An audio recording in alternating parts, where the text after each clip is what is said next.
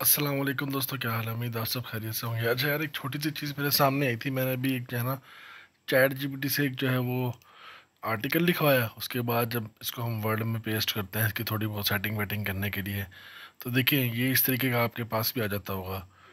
तो ये इस तरह से बॉर्डर शॉर्डर बन के आ जाते होंगे आपके पास। से नज़र आ रहे हैं आपको बॉर्डर?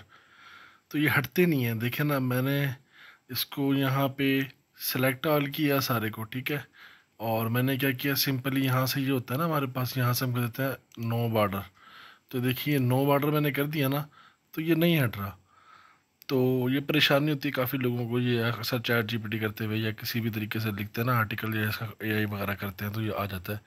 अब इसको हम रिमूव कैसे करेंगे? देखिए बहुत आसान है, सिंपल सा। आपने एक पैराग्राफ को कॉपी करना है, ओह सॉरी कॉपी कर रहा हूँ, सेलेक्ट करना है, ठीक है। सेलेक्ट करने के बाद इसी में ही आ जाना है, ठीक है, बॉर्डर वाले सेक्शन में। बॉर्डर वाले सेक्शन पे आएंगे और यहाँ से लास्ट वाला एक ऑप्शन है, ये बॉर्डर एंड शेडिंग, ठीक है। इसको आपने क्लिक करना है। और देखिए यहाँ पे ये बॉर्डर्स के जो है ना आपके सामने सारे डिज़ाइन आ गए, स्टाइल वगैरह।